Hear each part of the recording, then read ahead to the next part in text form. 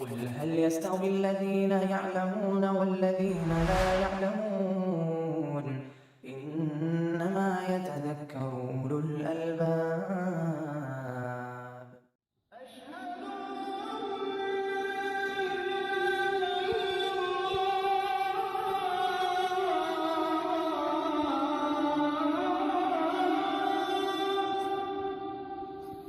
الحمد للہ والصلاة والسلام علی رسول اللہ وعلی آلہ وصحبہ ومن اہتدی بہداہ اما بعد فباب الاحرام وما يتعلق به. کتاب الحج کا ایک باب ہمارے سامنے ہے، احرام کا باب، اور احرام سے متعلق چیزوں کا بیان، احرام اور متعلقات احرام کا باب.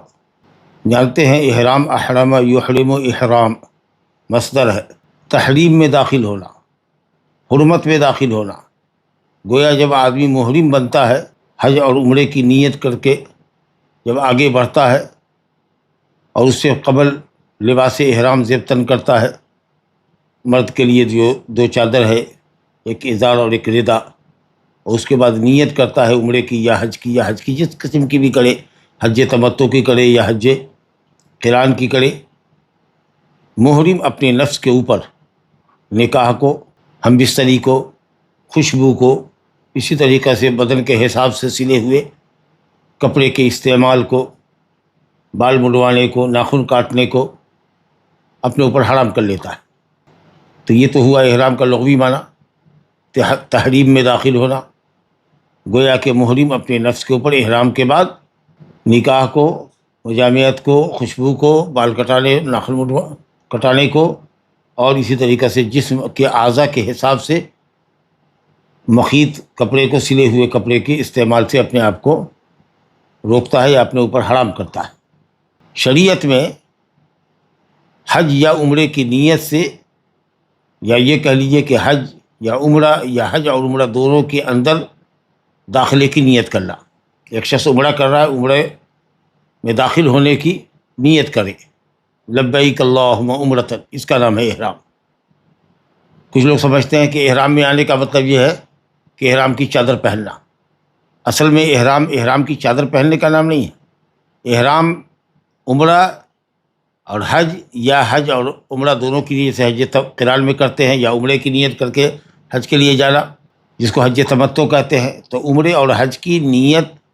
سے عمرے اور حج کے اعمال میں داخل ہونے کا نام احرام ہے. اور لباس، غسل کرنا اور اس کے بعد دو چادر زیب تن کرنا، یہ گویا کہ احرام میں آنے کی تیاری ہے. جب آپ غسل کر لیتے ہیں، بدن میں خوشبو مل لیتے ہیں، پھر اس کے بعد احرام کی چادریں بدن میں لپیٹ لیتے ہیں، ازار باندھ لیتے ہیں، ایک چادر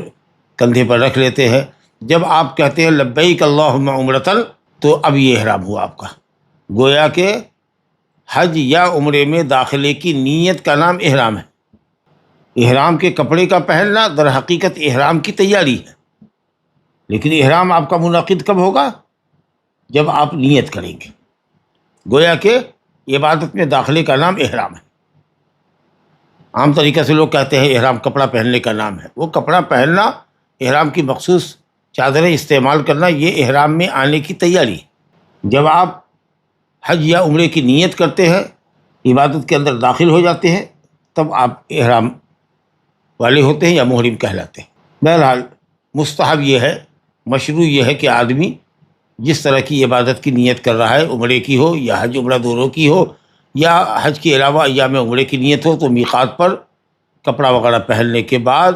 آدمی جب کہتا ہے لبیک اللہم عمرۃ، تو یہ گویا کہ عمرے کے الفاظ،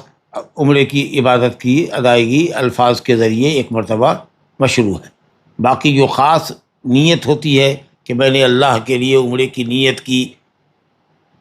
احرام پہنا، صفا مروہ کی سعی اور طواف بیت اللہ، صفا مروہ کی سعی، حلق یا تقصیر کی نیت کرتا ہوں، واسطے اللہ کے متوجہ ہوتا ہوں کعبہ شریف کی طرف، یہ جو الفاظ یا اس طرح کے جو الفاظ ہیں وہ سب بدعت ہے. جو چیز ثابت ہے وہ یہی کہ میقات کے اوپر احرام میں آتے ہوئے عبادت کی نیت نبی صلی اللہ علیہ وسلم نے کہہ لیجیے، یا عبادت کی جو قسم انجام دے رہے ہیں اس کا اظہار ایک مرتبہ لفظ کے ذریعے کیا، لبیک عمرتن یا لبیک حجن یا لبیک عمرتن و حجن جو قارئین ہے، بس اسی قدر ثابت ہے نبی صلی اللہ علیہ وسلم سے۔ اس کے علاوہ اگر کوئی اور دوسرا کلمہ پڑھتے ہیں نیت کے اظہار کے لیے، کوئی اور دوسرا طریقہ ہے تو وہ بدعت ہے، کیونکہ نبی کریم صلی اللہ علیہ وسلم نے فرمایا خذوا عنی مناسککم، مجھ سے حج کا طریقہ سیکھ لو، اور نبی صلی اللہ علیہ وسلم سے بجز لبیک اللہم عمرۃ و حجن کے کچھ ثابت نہیں ہے۔ صحابہ نے لبیک عمرۃ کہا، کسی نے لبیک حجن کہا، اس کے علاوہ کوئی اور نیت کے نام پر کوئی اور چیز نہیں کہی۔ اب نبی کریم صلی اللہ علیہ وسلم کا تلبیہ کہاں سے شروع ہوا؟ مدینہ سے چلے تھے، کئی مقامات کا ذکر آتا ہے، مسجد ذوالحلیفہ سے کیا، بعض روایت میں ہے کہ جب آپ اونٹنی پر سوار ہوئے اور اونٹنی آپ کو لے کے کھڑی ہوئی تو آپ نے تلبیہ کیا۔ بعض حدیثوں میں ہے کہ بیضہ کی جو چٹیل وادی ہے ذوالحلیفہ سے آگے، اس میں آپ نے تلبیہ کیا یا نیت کی۔ اس سلسلے میں یہ حدیث فیصلہ کن ہے ہمارے سامنے، پہلی حدیث اس باب کی۔ عن ابن عمر رضی اللہ عنہما قال ما احل رسول اللہ صلی اللہ علیہ وسلم الا من عند المسجد، متفق علیہ۔ نبی کریم صلی اللہ علیہ وسلم نے تلبیہ مسجد ذوالحلیفہ ہی سے کیا تھا۔ احلال کہتے رفع الصوت بالتلبیہ، بآواز بلند تلبیہ پڑھنا، یہ آپ نے کیا تھا مسجد ذوالحلیفہ سے، وہیں سے نیت کیا تھا، وہیں سے تلبیہ شروع کیا۔ تو میقات سے تلبیہ کرنا ہے، مسجد ذوالحلیفہ سے کیا تھا جی۔ اور مسلم بخاری میں ایک روایت ہے حضرت عبداللہ بن عمر سے ہی کہ نبی کریم صلی اللہ علیہ وسلم نے تلبیہ کیا حین استوت بہی راحلتہ قائمۃ، جب آپ کی اونٹنی آپ کو لے کے سیدھی کھڑی ہوئی، جب مسجد سے نکلے اونٹنی پر بیٹھے، اونٹنی آپ کو لے کے کھڑی ہوئی، تب آپ نے تلبیہ کیا۔ تو توجیہ اہل علم نے کہا کہ منافات نہیں ہے روایتوں کے اندر، آپ نے مسجد سے بھی تلبیہ شروع کیا تھا، اور مسجد سے جب باہر نکلے اونٹنی پر بیٹھے اور اونٹنی لے کے آپ کو سیدھی کھڑی ہوئی تو آپ نے تلبیہ کیا۔ لیکن یہ نہیں کہ مقام بیضہ جانے تک یعنی ذوالحلیفہ کی وادی پار کرنے کے بعد آپ نے تلبیہ کیا، یہ ہرگز نہیں مفہوم ہے۔ ہو سکتا ہے کہ کچھ لوگوں نے تلبیہ مقام بیضہ پہ سنا ہوگا، دور رہنے کی وجہ سے ذوالحلیفہ کی مسجد میں نہیں سنا ہو، یا اونٹنی مسجد کے باہر سے جب چلی ذوالحلیفہ ہی سے تو آپ نے سنا۔ لیکن اگر کوئی میقات کو پار کر جائے اس کے بعد نیت کرے اور تلبیہ کرے تو پھر اس کو میقات کی طرف پلٹنا ہوگا اور وہاں سے نیت کرنی پڑے گی، ورنہ اس کو تب لگ جائے گا۔ تو بہرحال نبی کریم صلی اللہ علیہ وسلم نے تو مسجد سے کیا تھا، تو جس کی جو میقات ہو وہیں سے وہ نیت کرے اور تلبیہ شروع کرے۔ تو تلبیہ کیا آپ نے مسجد سے، مثال کے طور پر کار سے اگر جا رہے ہیں تو، اور پھر جب کار پہ بیٹھے، مسجد سے نکلے اور کار پہ بیٹھے اور کار جب اسٹارٹ ہوئی اور چلنے لگی تو پھر آپ نے تلبیہ شروع کیا۔ تو اس طریقے سے تلبیہ کہتے ہوئے پہنچ رہا ہے۔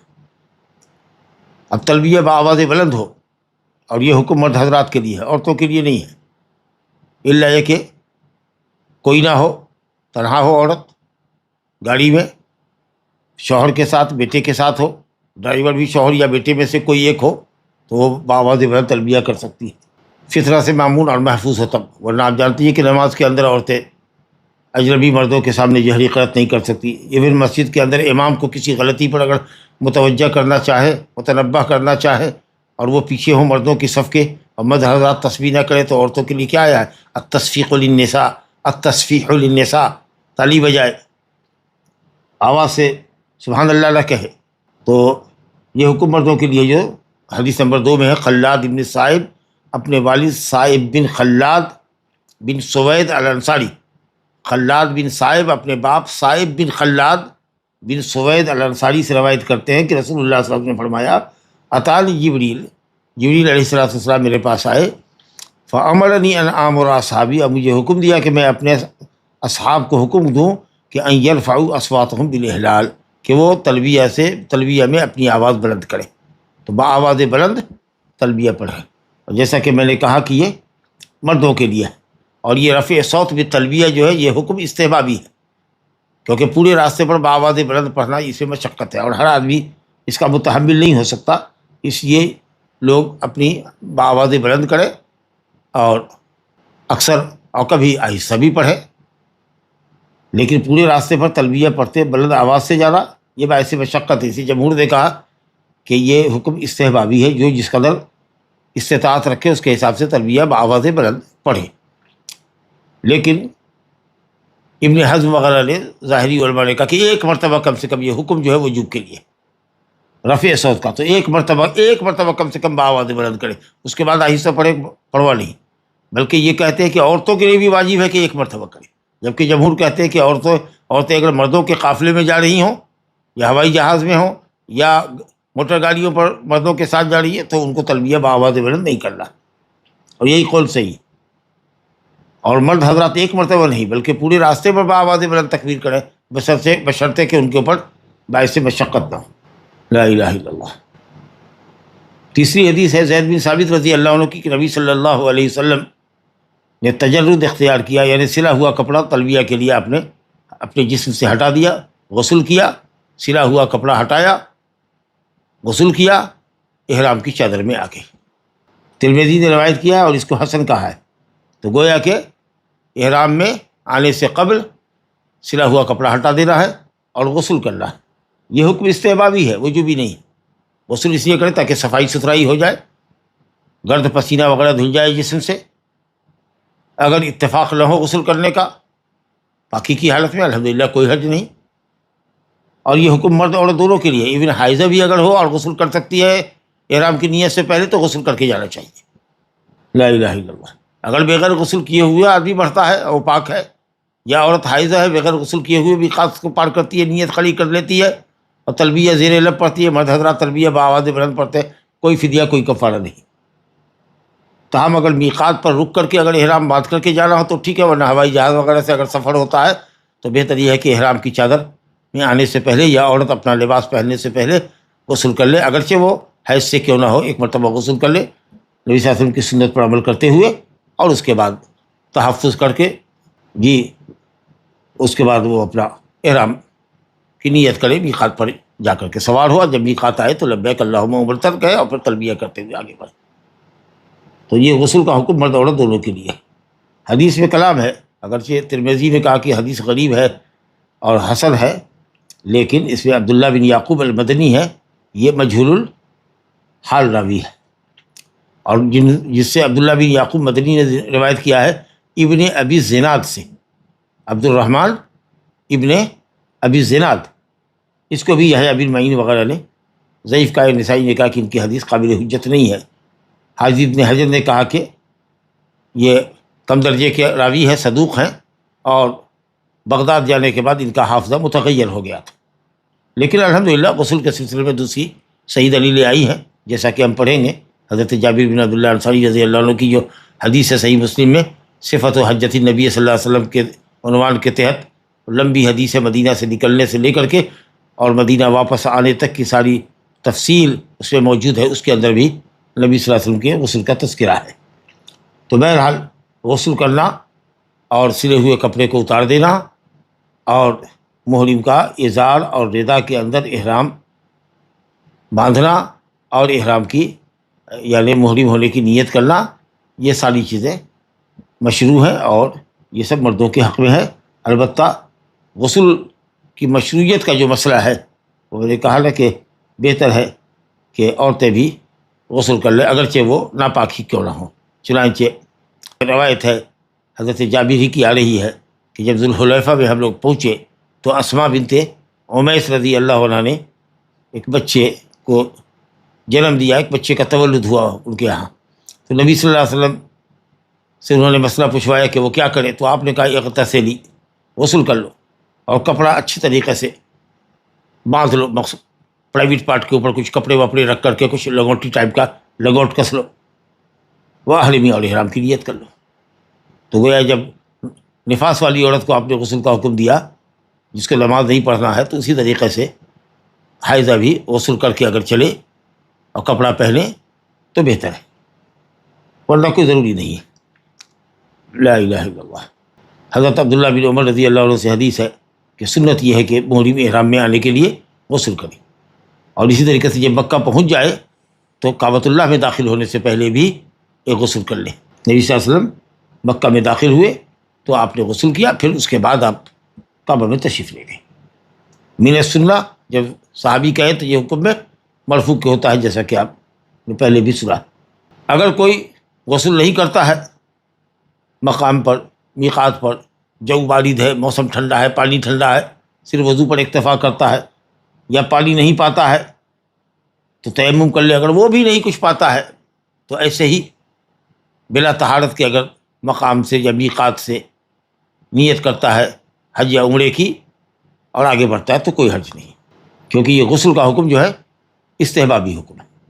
اب کسی نے کہا تیمم کر لے، کیونکہ وہ تیمم وضو اور غسل کا قائم مقام ہے، اور کسی نے کہا کہ نہیں غسل ہے، اگر غسل نہیں کر سکتا ہے تو وضو کرے، وہ بھی نہیں کر سکتا ہے تو تیمم کی بھی ضرورت نہیں ہے، پاک ہے بس وہ آگے چلے۔ حائض اور ناپاک ہے وہ اسی حال میں نیت کر کے میقات سے آگے بڑھے۔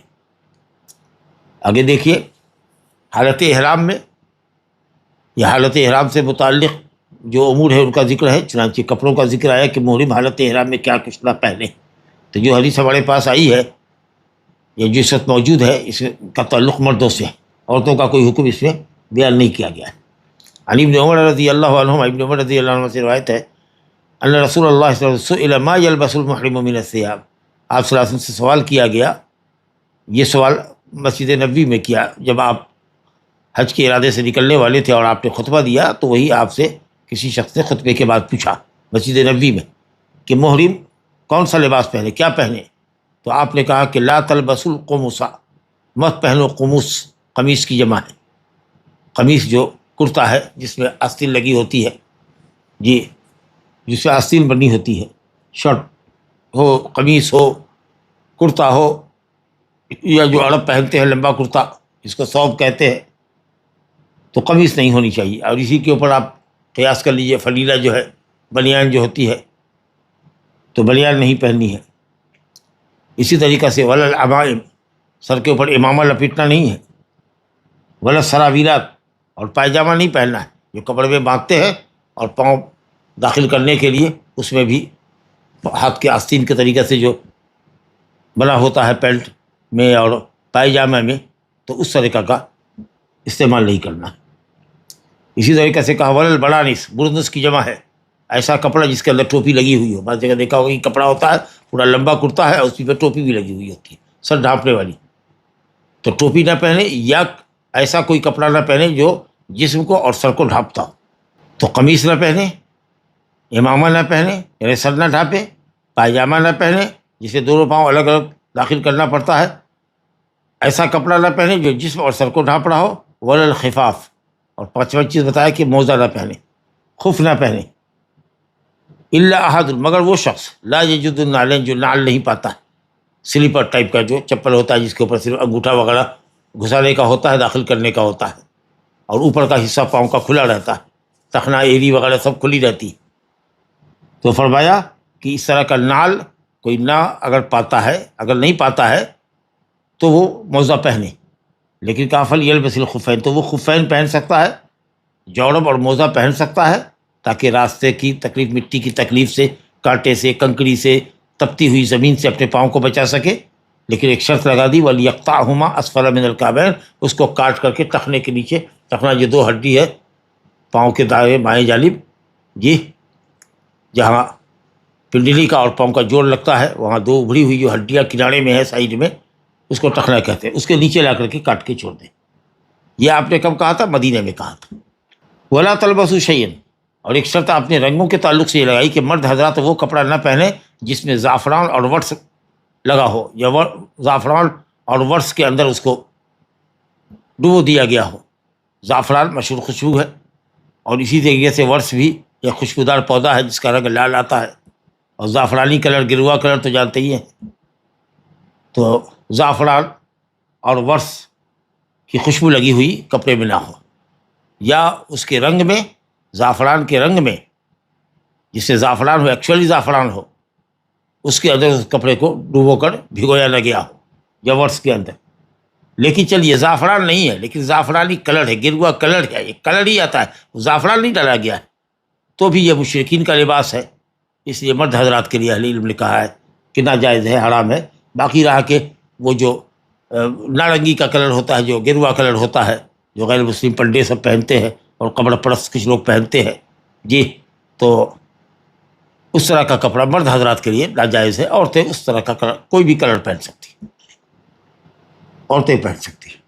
لیکن زعفران میں ڈبایا ہوا، خاص زعفران میں اور ورس کے اندر ڈبایا ہوا کپڑا نہ عورت پہنے گی نہ مرد پہنے گا حالت احرام کے اندر. باقی زعفرانی اللون، زعفرانی کلر کپڑا مرد حضرات نہیں پہنیں گے، عورت پہن سکتی ہے.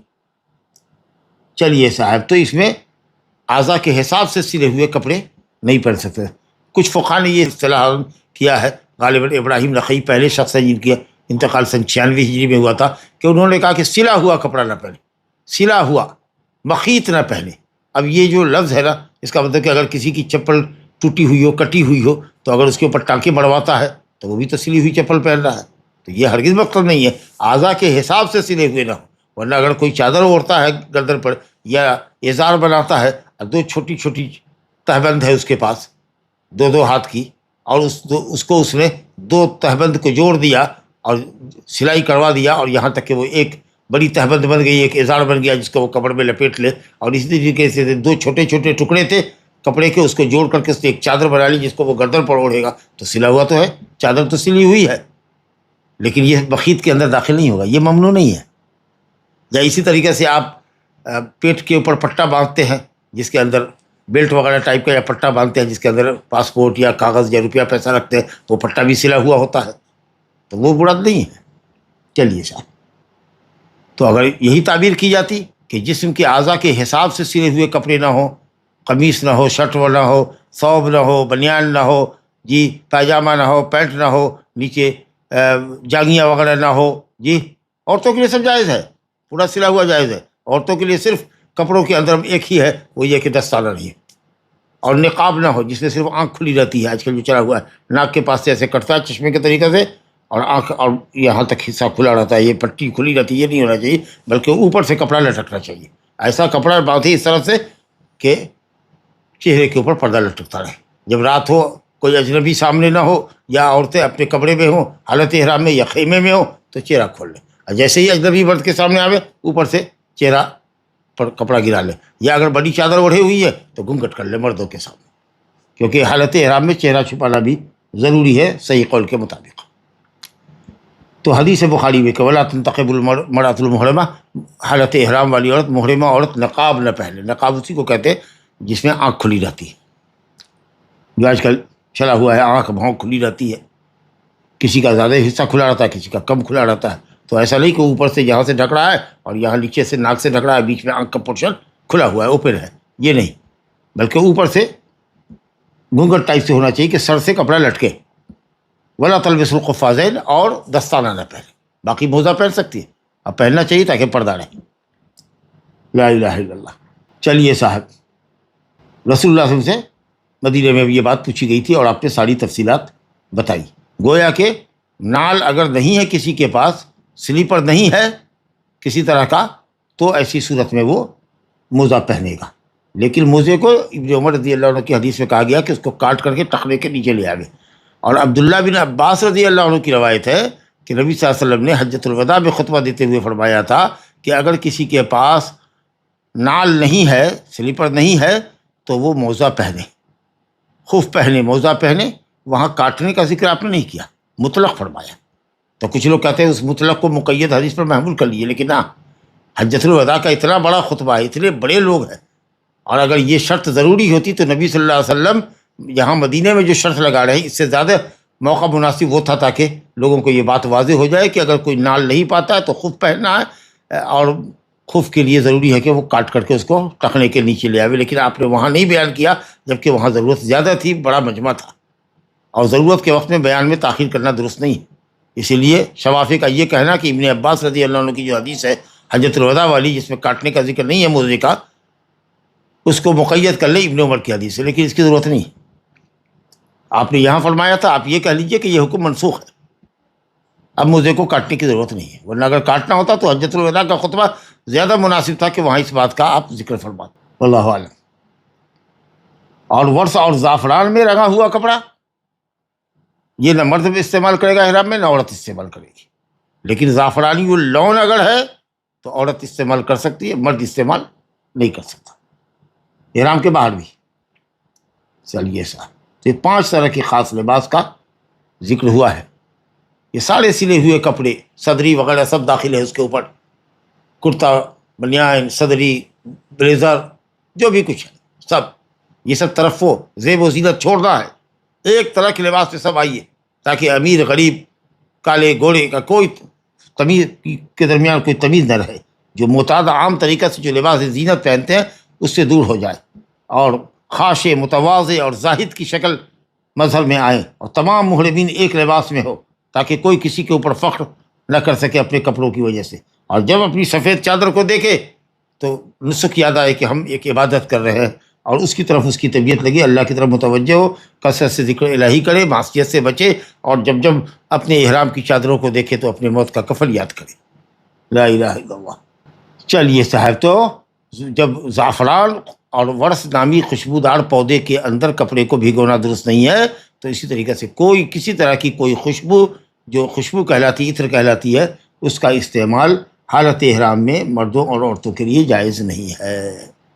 لا الہ الا اللہ۔ یہ حکم مرد عورت دونوں کے لیے، عورت کے لیے کوئی لباس کی قید نہیں ہے، جو رنگ کا پہنتی ہے وہ پہنے، اس کے لیے کوئی خاص لون نہیں ہے، لیکن لباس زینت اور شہرت نہ پہنے، اتنا جاذب نظر نہ پہنے کہ لوگوں کی نظر اس کے اوپر جاتی ہو، لیکن رنگین کپڑا پہنے گی اپنے حساب سے جو وہ پہنتی ہے، لبا وغیرہ پورا پہنے گی، سر پر سر کو پورا کور کرے گی، چہرے کو کور کرے گی، اوپر سے کپڑا گرا کر کے، صرف موزہ یہ دستارہ نہیں پہنے گی۔ لیکن اگر دیکھے کہ کوئی دیکھ رہا ہے،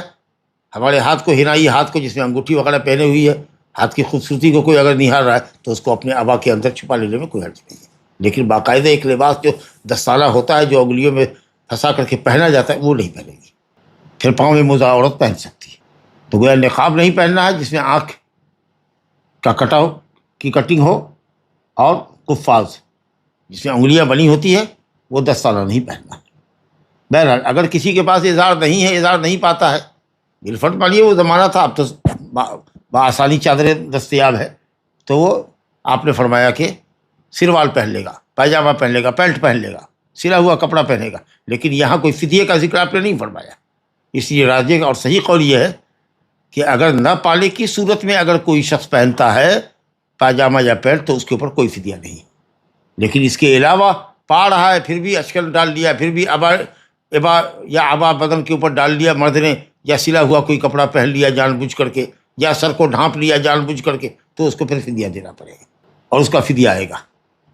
کہ اگر محظورات احرام میں سے کسی محظور کا، ممنوعات احرام میں سے کسی ممنوع عمل کا ارتکاب کوئی کر لے تو کیا فدیہ ہے، اس کا ذکر آگے آ رہا ہے۔ لا الہ الا اللہ۔ حضرت عائشہ رضی اللہ عنہ کی روایت ہے، قالت كنت اطیب رسول اللہ صلی اللہ علیہ وسلم لاحرامہ قبل ان یحرم ولحلہ قبل ان یطوف بالبیت، متفق علیہ۔ اما عائشہ رضی اللہ عنہ کہتی ہیں کہ میں رسول اللہ صلی اللہ علیہ وسلم کے جسم مبارک پر خوشبو ملا کرتی تھی احرام میں آنے سے قبل، یعنی غسل کر کے فارغ ہوتے پورے بدن پر میں خوشبو ملتی احرام میں آنے کے لیے، اس کے بعد آپ احرام کی چادر پہنتے، چادر میں خوشبو نہیں لگنی ہے، بدن میں خوشبو لگی، اور اس کے بعد آپ نیت کرتے، ظہر کی نماز پڑھ کے آپ نکلے ذوالحلیفہ سے، تو اگر فرض نماز کا وقت ہو تو بہت اچھی بات ہے، نہیں ہے اگر میقات پر اترے ہیں کوئی نماز کا وقت نہیں ہے تو بہتر ہے کہ 2 رکعت نماز سنت پڑھ لی جائے، لیکن اگر ہوائی جہاز میں ہے اور جگہ نہیں ہے یا کھڑے ہونے میں تکلف ہے، دشواری ہے، تو پھر اس کے لیے احرام کے لیے کوئی بہت مخصوص نماز بھی نہیں ہے، لیکن اگر کوئی پڑھ لے، جیسا کہ نبی صلی اللہ علیہ وسلم سے اللہ نے کہا تھا، جب نبی صلی اللہ علیہ وسلم نے فرشتے نے کہا تھا صلی فی ھذا الوادی المبارک وقل عمرۃ فی حجہ، تو اس پر اگر اس کو عموم پر محمول کرے تو طواف کی 2 رکعت نماز پڑھ لینے میں کوئی حرج نہیں ہے، خاص طواف کی نیت سے۔ لیکن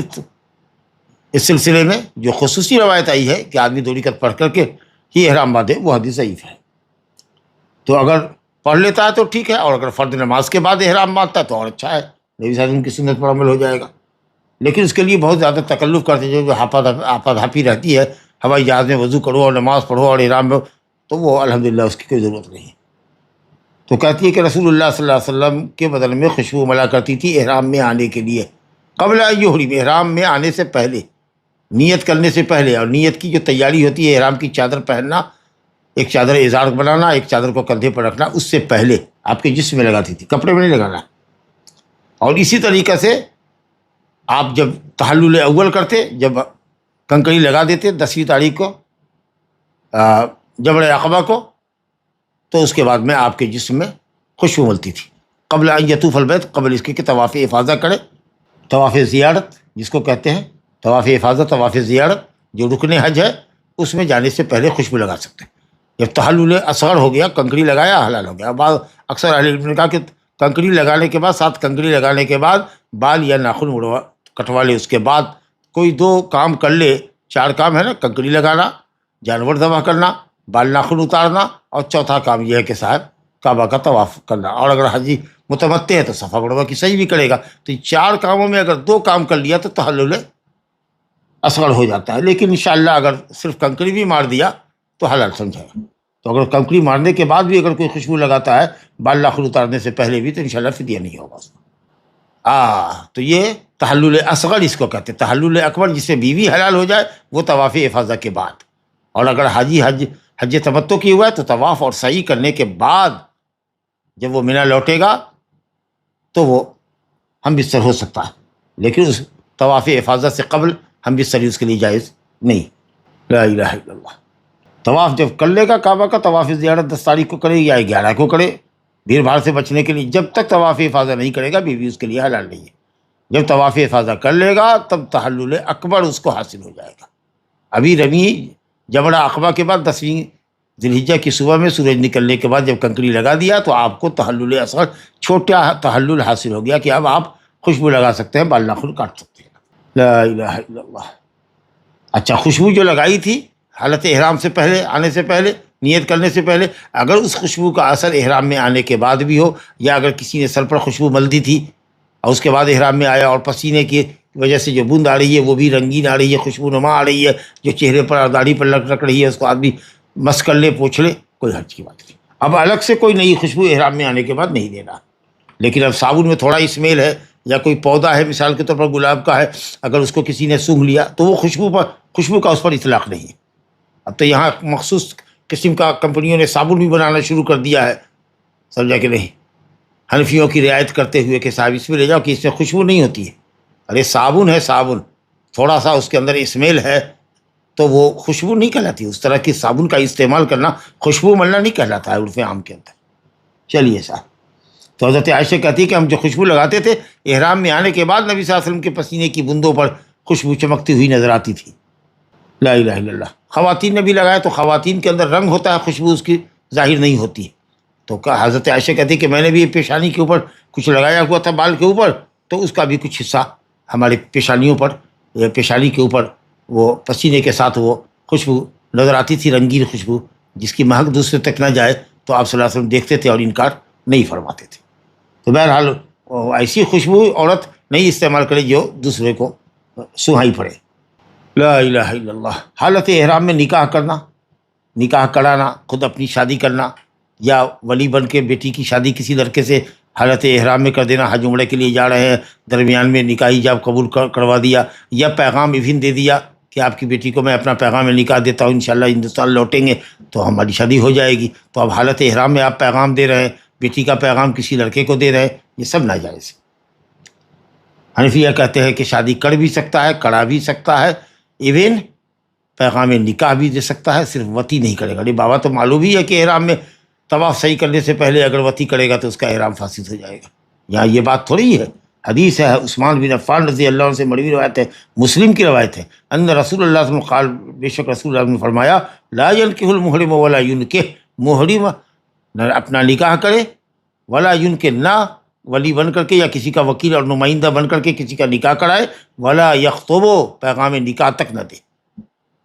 تو کہاں مجامعت کی بات ہے کہ نکاح کے معنی وتی آپ لے رہے ہیں اور نکاح کو وتی پر محمول کر رہے ہیں؟ تو حالت احرام میں یہ سب جائز نہیں ہے۔ اور لا ینکح، لا نافیہ ہے فی المضارع کے اوپر، لیکن اصل میں یہ جملہ جو خبریہ ہے وہ انشائیہ نہیں کے معنی میں، لا تنکحوا ایھا المحرمون ولا تنکحوا، اے محرمون نہ نکاح کرو نہ نکاح کراؤ، یہ نہیں ہے جو حرمت کی دلیل ہے، یعنی یہ عمل حرام ہے۔ تو لفظ اگرچہ حدیث میں لفظ نہیں آیا ہے لیکن وہ نہیں کے معنی میں ہے، اور وہ یہ دلیل اس بات کی کہ اگر کسی نے ایسا نکاح کیا ہے حالت احرام میں یا نکاح کرایا ہے تو یہ فساد ہے، عقد فاسد ہے، دوبارہ سے کرنا پڑے گا آپ کو احرام کے بعد۔ اب باقی رہا کہ کوئی فدیہ ودیہ اس سلسلے میں نہیں ہے، توبہ استغفار کرے۔ یہی جمہور اہل علم کا مذہب ہے کہ شادی بیاہ اور اس طرح کی دنیا کی شہوات اور لذات وغیرہ کے امور سے آدمی دور رہے، حالت احرام میں عبادت کے اوپر توجہ دے۔ اب وہ جو حدیث ابن عباس رضی اللہ عنہ کی آتی ہے بخاری مسلم میں کہ نبی صلی اللہ علیہ وسلم نے میمونہ رضی اللہ عنہ سے، جو ان کی خالہ ہے، شادی کیا تھا حالت احرام میں، تو اس وقت حضرت عبداللہ بن عباس بالغ بھی نہیں ہوئے تھے، اور جو غیر بالغ بچے ہوتے وہ معاملات کو بہت زیادہ محفوظ نہیں رکھتے، پورا ضبط نہیں ہوتا، کنٹھسٹ نہیں ہوتا ہے بہت سارے معاملات کے اندر، جس سے کچھ لوگوں نے دلیل پکڑا ہے حنفیہ وغیرہ نے کہ حالت احرام میں شادی اور شادی کرنا اور کرانا جائز ہے۔ حالانکہ خود حضرت میمونہ رضی اللہ عنہ سے حدیث ہے، جو صاحبۃ القصہ ہے، صاحب واقعہ ہے، جن کا اپنا خود واقعہ ہے، وہ کہتی ہے کہ تزوجنی رسول اللہ صلی اللہ علیہ وسلم وہو حلال وہ بنا بھی وہو حلال، نبی صلی اللہ علیہ وسلم سے شادی کی تھی جبکہ آپ ابھی محرم نہ تھے، حالت حلال میں تھے، اور مجھ سے شب زفاف بھی منایا جبکہ آپ حلال میں تھے۔ تو صاحب قصہ زیادہ جانے گی کہ دوسرا آدمی جانے گا؟ اصول حدیث کے قاعدوں میں سے اور ترجیح کے اسباب میں سے ایک سبب یہ بھی ہے کہ اگر صاحب واقعہ اپنا واقعہ بیان کرے اور دوسرا کوئی ہمارا واقعہ دوسرے طرز پر بیان کرے تو صاحب واقعہ کی قول کا اعتبار ہوگا۔ اور ابو رافع جو تھے وہ دونوں کے درمیان واسطہ تھے، میڈیٹر تھے، میمون رضی اللہ عنہ کے درمیان اور نبی صلی اللہ علیہ وسلم کے درمیان۔ وہ بھی ابو رافع بھی کہتے کہ نبی صلی اللہ علیہ وسلم نے حالت حلال میں شادی کی تھی، تو اس لیے ممکن ہے کہ حضرت عبداللہ بن عباس کو حالت احرام میں یہ خبر معلوم ہوئی ہوگی، اور جیسا کہ سعید بن مسیب رحمۃ اللہ علیہ نے کہا ہے کہ حضرت ابن عباس سے وہم ہوا ہے، لہٰذا صحیح قول یہی حضرت عثمان کی ہے کہ نبی صلی اللہ علیہ وسلم نے منع فرمایا ہے اور کہ حالت احرام میں کوئی شادی کرے یا شادی کرائے یا پیغام نکاح دے۔ ایک اور مسئلہ ہمارے سامنے ہے کہ محرم شکار کا گوشت کھا سکتا ہے کہ نہیں کھا سکتا۔ ابو قتادہ انصاری رضی اللہ عنہ کی روایت ہے، فی قصۃ صیدہ الحمار الوحشی وہو غیر محرم قال فقال رسول اللہ صلی اللہ علیہ وسلم لاصحابہ وكانوا محرمین هل منکم احد امرہ او اشار الیہ بشیء قالوا لا قال فکلوا ما بقی من لحمہ متفق علیہ۔ ابو قتادہ انصاری رضی اللہ عنہ صلح حدیبیہ کے موقع پر چلے، ان کو آپ نے جاسوسی کرنے کے لیے آگے سے بھیج دیا تھا کہ تم جا کر کے ساحلی علاقے سے دیکھو کہ مشرکین مکہ ہمارے راستے میں حائل تو نہیں ہے، تو کچھ دیر تک یا کچھ دور تک وہ غیر محرم رہے، پھر انہوں نے آگے مقام جحفہ سے رابغ سے احرام باندھا۔ اسی درمیان میں ایک جگہ جب وہ محرمین کے ساتھ بیٹھے ہوئے تھے تو ایک نیل گائے، وحشی گدھا یا گدھے کے برابر یا اس سے تھوڑی اونچی ہوتی ہے، جو جنگلات میں ہوتی ہے، جس کو نیل گائے کہتے ہیں، ہمار وحشی۔ ایک تو ہمار گدھا ہوتا ہے جو پالتو ہوتا ہے، لوگوں کے درمیان ہوتا ہے مانوس، جس کا کھانا حرام ہے، البتہ جو وحشی گدھا ہے نیل گائے وہ حلال ہے۔ تو شکار کو جب دیکھا صحابہ کرام نے کہ بڑے مزے سے وہ چل رہی ہے اور ہم لوگ محرم ہیں، شکار کر نہیں سکتے، تو ہنس رہے تھے سب ایک دوسرے کو دیکھ کر کے، لیکن ابو قتادہ نہیں سمجھ رہے تھے۔ بہرحال ان کی بھی نظر پڑ گئی شکار پر، کہا اچھا شکار ہے اس لیے۔ اب وہ گھوڑے پر چڑھے، ان کا کوڑا گر گیا، چابک۔ اب لوگوں سے کہا چابک دو، کہا نہیں ہم لوگ محرم میں آپ کی کوئی مدد نہیں کر سکتے۔ نہ شکار کی طرف اشارہ کیا، نہ آنکھ بھوں سے اشارہ کیا، نہ ہاتھ سے اشارہ کیا، نہ شکار کرنے کا حکم دیا، یہاں تک کہ شکار کرنے پر کوئی مدد بھی نہیں کی، نہ ہتھیار دیا، حتیٰ کہ چابک جو گر گیا تھا وہ تک نہیں اٹھا کے دیا۔ ابو قتادہ خود اترے، چابک لیا، پھر چڑھے، اور اس کے بعد گھوڑے کو دوڑایا اور یہ ایسی تیر ماری جو بالکل اس کے پار کر گئی، گانتھ دیا اس کا تیر، ایک دم پیوست کر دی اس کی، جس میں دھرام سے وہ نیل گائے گر گئی، اور ابو قتادہ نے اس کو کھایا اور صحابہ کرام کو پیش کیا۔ تو اب یہ لوگ تردد میں تھے، یہاں تک کہ نبی کریم صلی اللہ علیہ وسلم ایک مقام پر تھے، وہاں جا کر کے نبی صلی اللہ علیہ وسلم سے سارا قصہ سنایا۔ آپ فرماتے ہیں، یہی حدیث اب یہاں سے سمجھ لیجیے، ابو قتادہ کہتے ہیں ان کا جو شکار کا قصہ ہے نیل گائے کا، دراحال ہے کہ ابو قتادہ بھی غیر محرم تھے، تو رسول اللہ صلی اللہ علیہ وسلم نے اپنے اصحاب محرمین سے کہا تھا کہ کیا تم میں سے کسی نے اس کو شکار کرنے کا حکم دیا؟ او اشار الیہ بشیء، یا شکار کی طرف کسی چیز سے اشارہ بھی کیا؟ قالوا لا، نہیں یا رسول اللہ، ہم لوگوں نے کوئی مدد نہیں کی، کوئی اشارہ نہیں کیا۔ تو آپ نے کہا کہ فکلوا ما بقی من لحمہ، شکار کا جتنا حصہ باقی بچا ہے گوشت کا کھاؤ۔ تو معلوم ہوا کہ اگر شکار کرنے والے کی کسی طریقے سے محرم نے مدد نہ کی ہو تو وہ شکار محرم کے لیے جائز ہے۔ تو جب اشارہ کرنے والا شکار کا گوشت نہیں کھا سکتا ہے تو محرم تو حالت احرام میں بدرجہ اولا شکار نہیں کر سکتا، تو شکار کرنا حرام ہے۔ یا ایھا الذین آمنوا لا تقتلوا الصید وانتم حرم اے ایمان والو محرم ہونے کی حالت میں، حالت احرام میں اگر تم ہو، درا حال ہے کہ تم محرم ہو، شکار کو قتل نہ کرو۔ اسی طرح فرمایا گیا وَحُرِّمَ عَلَيْكُمْ صَيْدُ الْبَرِّ مَا دُمْتُمْ حُرُمًا، جب تک حالت احرام میں ہو خشکی کا شکار تمہارے لیے حرام کیا جاتا ہے۔ اور فرمایا آگے وَإِذَا حَلَلْتُمْ فَاصْطَادُوا، جب حلال ہو جاؤ تو شکار کرنے کی اجازت ہے، مباح ہے۔ پہلے ممانعت ہے حالت احرام میں خشکی کا، اس کے بعد جب ممانعت کے بعد اجازت آئے امر کے صیغے کے ساتھ تو وہاں اباحت کے لیے امر ہوتا ہے، وجوب کے لیے نہیں ہوتا، یا استحباب کے لیے نہیں ہوتا ہے۔ جائز ہے کہ اب تک منع تھا، اب احرام سے باہر نکلے ہو یا حدود حرم کے باہر ہو تو تمہارے لیے شکار جائز ہے۔ چلیے صاحب، تو یہ خشکی کا شکار ہے محرم کے لیے، دریائی شکار حلال ہے۔ تو ایک تو یہ صورت ہوئی۔ دوسری صورت یہ ہے کہ صاحب ہم کسی مقام پر اترے ہیں اور وہاں کی آبادی، جو بستی کی آبادی ہے، کوئی قریہ کوئی شہر آباد ہے، اور وہاں کے لوگوں نے ہماری ضیافت کی خاطر جنگلی جانور کا، حلال جانور کا شکار کیا ہے، مثلا نیل گائے مار کر کے لائے ہیں یا ہرن کا شکار کر کے آئے ہیں ہماری ضیافت کے لیے، تو بھی یہ شکار جائز نہیں، کیونکہ انہوں نے ہماری ضیافت کے لیے کیا ہے۔ صعب بن جسامہ اللیثی کی روایت آگے آ رہی ہے کہ نبی کریم صلی اللہ علیہ وسلم کو وہاں کے لوگوں نے ایک نیل گائے ہدیہ کی، بعض روایتیں کہ بالکل زندہ لا کے دیا، اب بعض روایتیں کہ گوشت لا کے دیا، لیکن نبی صلی اللہ علیہ وسلم کو انہوں نے زندہ نیل گائے دی، اور آپ سمجھ گئے کہ ان لوگوں نے شکار ہمارے لیے کیا ہے۔ تو آپ نے کہا کہ نہیں، ہم نہیں کھا سکتے، کیونکہ ہم لوگ دیکھا کہ جب واپس کر دیا تو ان لوگوں کے چہرے پر اداسی اور مایوسی کا اثر ظاہر ہوا، تو آپ نے وجہ بتائی رد کرنے کی، کہا کہ لا لکل لأننا محرمون، ہم لوگ محرم ہیں اس لیے۔ تو کچھ لوگ تو کہتے ہیں کہ محرم کے لیے بالکل ہی جائز نہیں، اور کچھ لوگ کہتے ہیں کہ شکار نہ کرے تو محرم کے لیے جائز ہے، لیکن تفصیلی روایت ہے کہ جس شکار کو محرم نے نہیں کیا ہو، یا محرم نے شکار کرنے والے کی کسی طرح سے مدد نہ کی ہو، یا غیر محرمین نے محرمین کی ضیافت کے لیے شکار نہ کیا ہو، بلکہ یوں اپنے لیے شکار کیا، اتفاق سے مہمان آ گئے، محرمین وہاں ٹھہرے ہوئے ہیں تو ان کو ان کی خدمت میں جو کھانا پیش کیا تو اس نے شکار کا گوشت بھی پیش کیا، تو جائز ہے۔ لیکن صید البر حلال لکم ما لم تصیدوہ انتم او یصد لکم، سنن کی روایت ہے کہ خشکی کا شکار تمہارے لیے حلال ہے بشرطے کہ تم نے نہیں کیا ہو یا تمہاری ضیافت کے لیے نہیں کیا گیا ہو۔ تو یہ جو تفصیل ہے یہ جمہور کا قول ہے۔ لہذا اگر شکار کیا تو حرام، اور جس نے شکار کیا ہے اگر محرم نے، تو جتنا بڑا جانور ہوگا اتنا بڑا جانور، اگر قربانی میں ہمارے یہاں ہوتا ہے جیسے ہرن کرتا ہے تو بکرا بکری دینا ہوگا، اور اگر وہ نیل گائے کرتا ہے تو گائے دینی ہوگی، اور اگر زراف وغیرہ کی کو مار ڈالتا ہے تو اونٹ اس کو ذبح کرنا پڑے گا، اور اگر اس سب سے چھوٹا جانور کرتا ہے تو اس کی قیمت مال لگائی جائے کہ کتنی قیمت اتنے بڑے جانور کی ہو سکتی ہے، اتنی قیمت کا غلہ خریدے، اور آدھا سا غلہ کر کے چاول ہو یا گیہوں ہو یا آٹا ہو ہر ایک مسکین کو دیتا جائے گا، جو فدیہ ہے۔ لا الہ الا اللہ۔ تو خشکی کا شکار محرم کے لیے حلال نہیں، اگر محرم نے شخص حلال کی کسی طرح سے معاونت کی ہو شکار کرنے پر تو حلال نہیں، شخص حلال نے محرم کی ضیافت کے لیے شکار کیا ہو تو حلال نہیں، باقی اور صورتوں میں حلال۔ لا الہ الا اللہ۔ چنانچہ دیکھیے آگے روایت صعب بن جسامہ اللیثی کی متفق علیہ روایت ہے کہ انہ اہدی لرسول اللہ صلی اللہ علیہ وسلم حمارا وحشیا،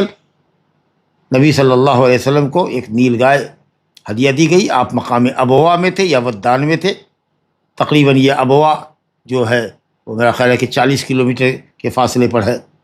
یا کچھ ایسے ہی 40 سے 43 کلومیٹر، رابغ جو جحفہ ہے اس سے آگے مکے کے راستے میں، اور اسی سے تھوڑے اور فاصلے کے اوپر 10-12 کلومیٹر کے اوپر ودان ہے۔ یہ دو وادیاں وہ پرانے راستے میں پڑتا تھا مکے مدینے کے۔ اچھا، بعض روایتیں مسلم کے ہے کہ نیل گائے کا گوشت پیش کیا گیا، بعض روایت میں ہے کہ نیل گائے کی ٹانگ پیش کی گئی، لیکن یہ مطلق روایت ہے یہاں جو ہمارے پاس ہے وہ زیادہ صحیح ہے، متفق علیہ روایت۔ یہ سب روایت کہتی ہے ٹانگ پیش کیا گیا، گوشت پیش کیا گیا، یہ بتا رہا ہے، یہ روایتیں بتا رہی ہے کہ نبی صلی اللہ علیہ وسلم کو نیل گائے ذبح کیا ہوا دیا گیا تھا یا اس کا کچھ حصہ دیا گیا تھا۔ یہ زہری کے بعد شاگردوں نے زہری سے روایت کی کہ اہدیہ لہو لحم حمار بن وحش، نبی صلی اللہ علیہ وسلم کو نیل گائے کا گوشت ہدیہ کیا گیا تھا۔ کہتے ہیں یہ محفوظ نہیں، جو محفوظ ہے وہ یہی ہے کہ اہدیہ لرسول اللہ صلی اللہ علیہ وسلم حمار بن وحشی، یا اہدا ایک شخص نے ہدیہ کیا حمار وحشی، وہ زندہ۔ وحشی اس لیے کہا کہ جو پالتو گدھا ہے وہ تو ایسے ہی حرام ہے، حالت احرام کیا غیر احرام میں بھی وہ جائز نہیں ہے، لیکن وحشی اس لیے کہا کہ ہمارے یہاں گدھے پالتو بھی ہوتے ہیں، اہلی بھی ہوتے ہیں، لہٰذا یہ وحشی ہوئے جو آدمی کو دیکھ کر بھی دیکھتا ہے، بھاگتا ہے۔ تو آپ صلی اللہ علیہ وسلم نے پلٹا دیا، اور اس کے بعد آپ نے عذر پیش کیا، انا لم نردہ الیک الا انا حرم، ہم نے اس لیے واپس کیا ہے کہ ہم محرمین ہیں، ہم محرمین، اور آپ نے جانا کہ انہوں نے ہمارے لیے شکار کیا۔ تو بہرحال تفصیلات آ چکی ہے کہ محرم کے لیے حالت احرام میں خشکی کا شکار حرام ہے، تعاون کرنا حرام ہے، ایون اگر شخص حلال نے یا حلال شخصوں نے اگر محرمین کی ضیافت کے لیے ذبح کیا ہے تو بھی جائز نہیں ہے۔ تو اگر اس طریقہ سے کوئی وجہ ہے کہ انہوں نے ہماری خاطر شکار کیا اور ہمیں ہدیہ دیا، تو اس طرح کے ہدیے کو قبول کرنا جس میں شریعت کی ممانعت ہو، ہدیے کو پلٹایا جا سکتا ہے۔ جی امام بخاری نے باب بتایا، باب من لم يقبل الہدیہ لعلۃ، آدمی ہدیہ کسی وجہ سے قبول نہ کرے، تو یہ جیسے اس طرح کی وجہ ہے۔ لیکن اگر کوئی ایسی چیز ہے جو آپ استعمال نہیں کر سکتے لیکن آپ کے گھر میں استعمال کیا جا سکتا ہے، عورتیں استعمال کر سکتی، کسی نے آپ کو چند میٹر کپڑا خالص ریشم کا دیا جو ریشم کے کیڑے سے بنتا ہے، وہ کسی نے آپ کو سونے کی انگوٹھی دی، آپ اس کو مت پہنیے، رکھ لیجئے، آپ کے لیے مالیت ہوگی، بیچ کر کے قیمت حاصل کر لیجیے گا، یا گھر میں ماں بہن بیٹی کو بیوی کو دے دیجیے گا، تو یہ سب ہدیہ لینا جائز ہے۔ لیکن جو جس میں شرعی محظور ہے کہ آپ یا آپ کی محرم بیوی بھی ہے وہ بھی نہیں کھا سکتی اس شکار کے گوشت کو جو انہوں نے آپ کی ضیافت کے لیے کہا، رکیے آپ لوگ بیٹھیے، ہم جاتے ہیں شکار کر کے لے کر کے آتے ہیں نیل گائے۔ ارے اللہ کے بندے، اگر اس طرح کا شکار لے کے آؤ گے بھی تو ہمارے لیے جائز نہیں ہے۔ چلیے صاحب، حالت احرام میں، حالت حل میں، مقام حل میں ہو کہ مقام حرم میں، حدود حرم میں ہو کہ حدود حرم کے باہر، کچھ جانور ایسے ہیں جن کو فواسق کہا گیا ان کے شر کی وجہ سے، کیونکہ فاسق وہ ہوتا ہے جو اطاعت کی حدوں کو پار کر جائے اور معصیت کی حدوں میں داخل ہو جائے، تو یہ جانور سب فاسق ہیں، بدماش ہے، مفسد ہے جی۔ تو ان کو حالت احرام میں ہو تو حالت حل میں تو بدرجہ اولا، جب آدمی احرام سے باہر، تو حدود حرم میں جب جائز ہے تو حدود حرم کے باہر تو اولا۔ تو آپ نے فرمایا کہ 5 طرح کے جانور ہیں، رینگنے والے جانور ہیں، جاندار، چاہے وہ پرندے کی شکل میں ہو یا زمین پر رینگنے والے کیڑے مکوڑوں کی شکل میں ہو جی، یا خوفناک جانور ہو، شیر، باغ، اور اس طریقے سے کاٹنے والا کتا ذکر آیا ہے، اس کے اوپر جتنے بھی بوزی جانور ہیں وہ سب داخل ہوں گے۔ تو عائشہ رضی اللہ عنہ سے روایتیں کہتی ہے کہ قال رسول اللہ صلی اللہ علیہ وسلم 5 من الدواب، 5 طرح کے جانور جو زمین پر رینگتے ہیں، پرندے اور حشرات الارض وغیرہ، سب کے سب فاسق ہیں، بدماش ہیں، شرری ہیں، ان کو حرم کے اندر بھی قتل کیا جائے گا۔ الغراب، کوہ جو مشہور پرندہ ہے، اب بعض لوگوں نے کہا کہ روایت میں الغراب الابقا، وہ کوہ جس کی پیٹھ کے اوپر یا پیٹ کے اوپر، یا پیٹھ اور پیٹ دونوں کے اوپر سفیدی ہو، تھوڑی سفیدی اوپر تھوڑی سفیدی نیچے، ایک خاص قسم کا کوہ، ورنہ بعض روایت میں عام ہے الغراب، کوہ جو چوچ مار کر کے اور جھپٹ کر کے کوئی چیز لے کے بھاگتا ہے۔ والہدا، چیل، اور اسی طریقہ سے باز، سکڑا، وہ سب جو ہے۔ والعقرب، اور بچھو تو سانپ بدرجہ اولا۔ والفارہ، اسی طریقے سے چوہیا جو کپڑے کاٹتی ہے۔ والکلب العقور، کاٹنے والا کتا، کٹاہا کتا جی، زخمی کر دینے والا۔ اب اس کے اوپر جتنے بھی حملہ آور جانور ہو سکتے ہیں وہ آپ سب بدرجہ اولا قیاس کیجیے، وہ سب اسی حکم میں داخل ہے، سب قیاس جلی ہے، کیونکہ جو علت ہے وہ علت جن جانوروں میں پائی جائے ایسے جانوروں کو قتل کر سکتے ہیں۔ نام نبی صلی اللہ علیہ وسلم موجود ہے، سورہ مرسلات نازل ہوئی ہے، بالکل اب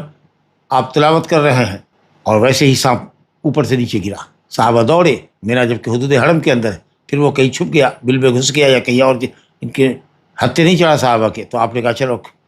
وقیتم شرہا ووقیت شرکم، وہ تمہارے شر سے بچ گیا اور تم لوگ اس کے شر سے بچ گئے۔ تو مگر آپ نے صحابہ کو مارنے کے لیے جو دوڑے تھے ان کو منع نہیں کیا، اس کا مطلب کہ سانپ کو صحابہ نے مارنے کی کوشش کی اگرچہ وہ بچ نکلا۔ تو بچھو اگر مارتے ہیں جو کاٹا چباتا ہے تو اس سے زیادہ کئی خطرناک ہے سانپ، اور چوہا تو معلوم ہی ہے جو کپڑوں کو کاٹتا ہے، گھڑوں کو کھودتا ہے جی۔ اسی طریقے سے عقور، کلب العقور، فعول کے وزن پر، اقرب نے زخمی کرنا، دانت سے کاٹ لینا، ناخن سے نوچ لینا جی، لا الہ الا اللہ۔ ان تمام جانوروں کو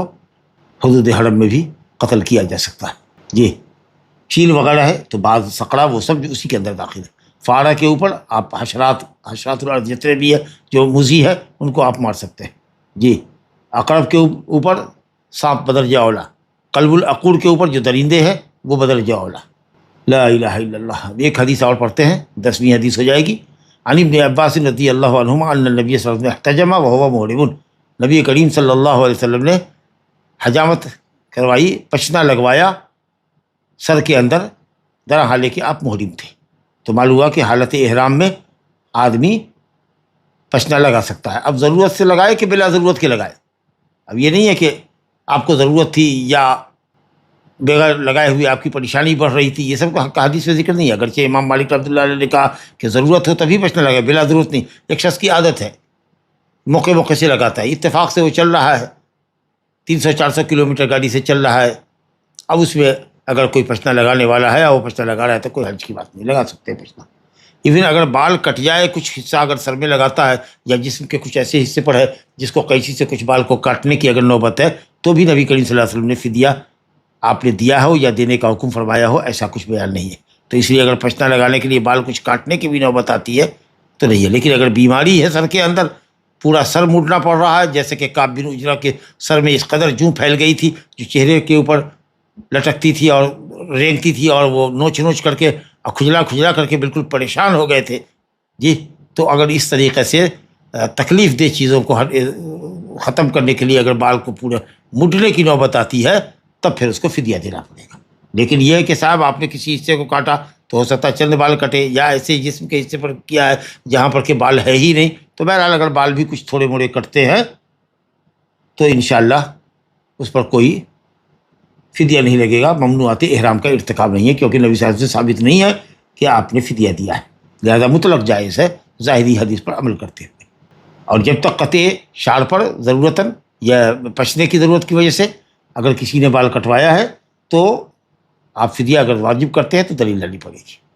لا الہ الا اللہ. تھوڑے بال ہوتے ہیں اس لیے کوئی حرج نہیں ہے، فدیہ لگے گا جو پورا آدمی پورا بال اپنا کٹوائے. اچھا، اسی طریقہ سے اگر محرم کے سر میں کھجلاہٹ ہے اور اگر وہ اپنے بال کو کھجلاتا ہے، کچھ مردہ بال گر جاتے ہیں، یا حالت احرام کے اندر ہی غسل کرتا ہے اور ہلکے سے بھی ہاتھ کو سر پر پھیلاتا ہے تو کچھ جو مردہ بال ہوتے ہیں وہ ہاتھوں میں آ جاتے ہیں، تو کوئی حرج نہیں الحمد للہ، اس پر کوئی فدیہ نہیں. لیکن بہت زور زور سے بال کو کھجلانا یا صابن وغیرہ لگانا اور اس کی جڑوں کو میں خوب انگلی سے خلال کرنا پوری طاقت سے، جس سے بال ٹوٹتا ہو یا آپ توڑ رہے ہوں، تو پھر فدیہ لگے گا. لیکن کچھ لوگ ہوتے ہیں اس قدر کہ اگر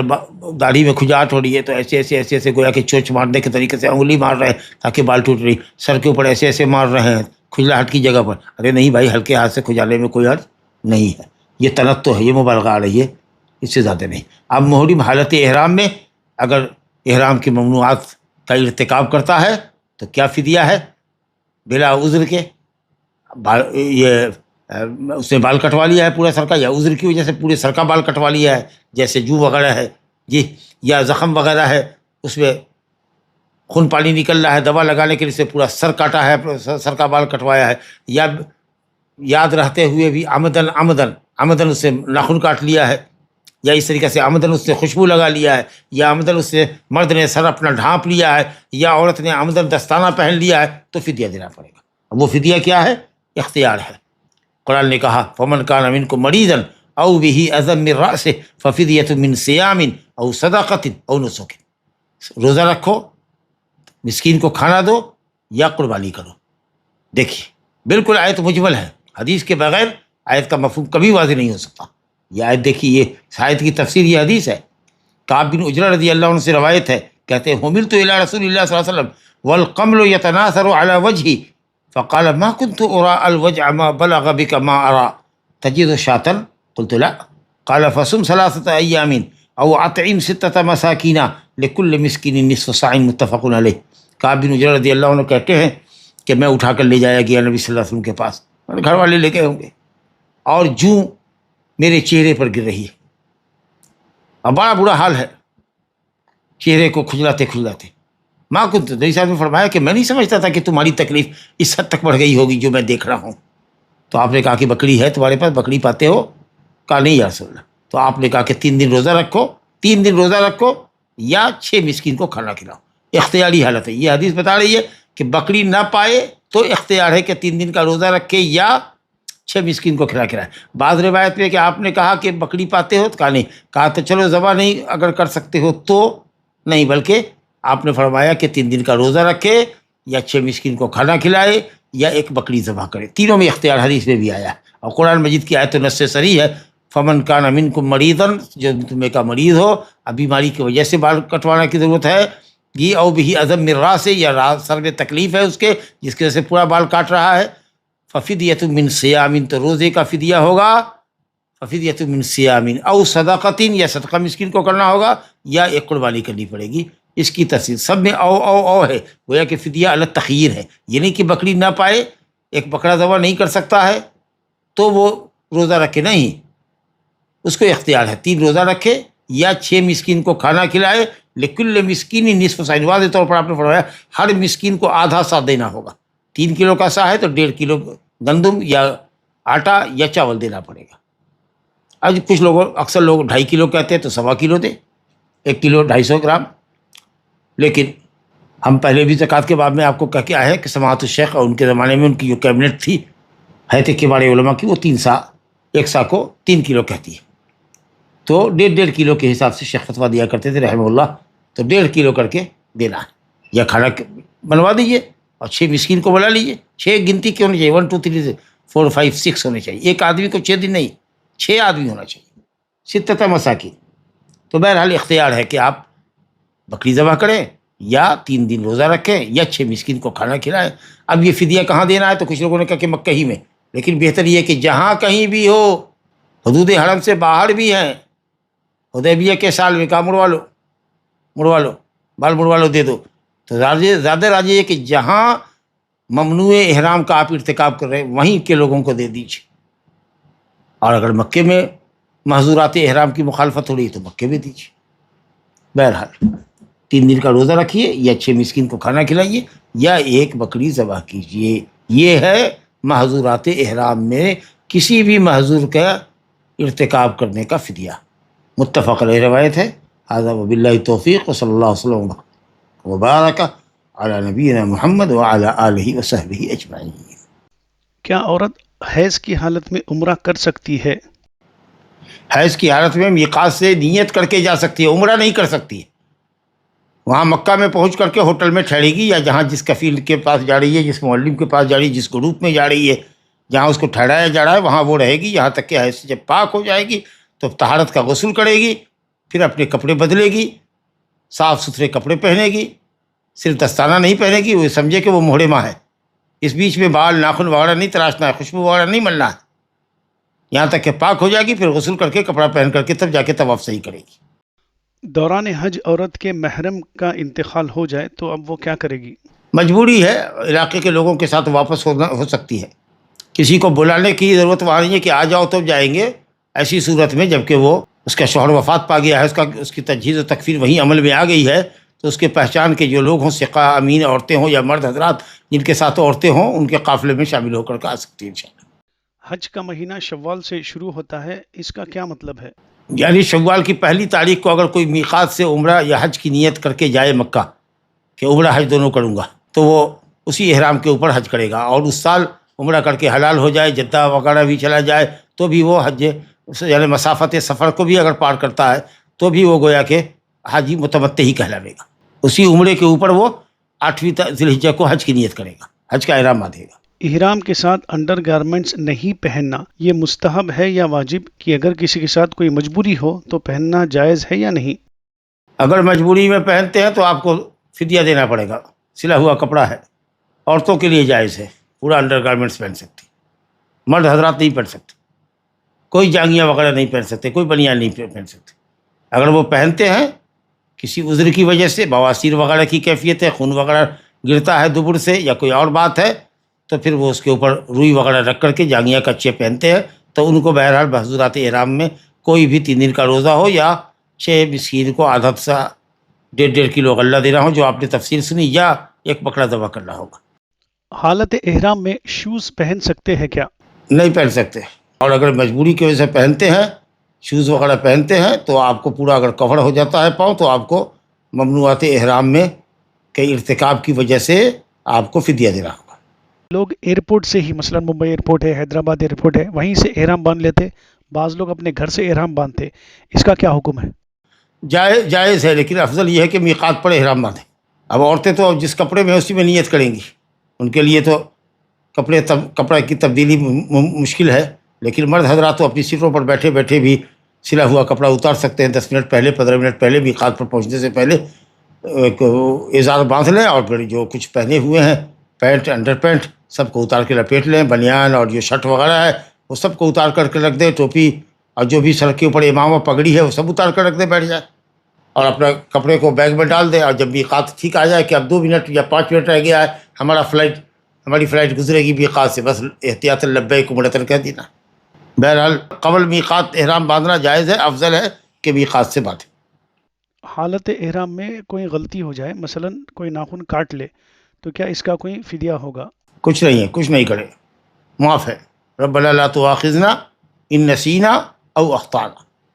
غلطی سے ہو جائے، بھول چک سے ہو جائے، معاف ہے، لا فدیۃ علیہ، کوئی فدیہ نہیں ہے، جیسے ہی یاد آوے رک جائے۔ وباللہ التوفیق۔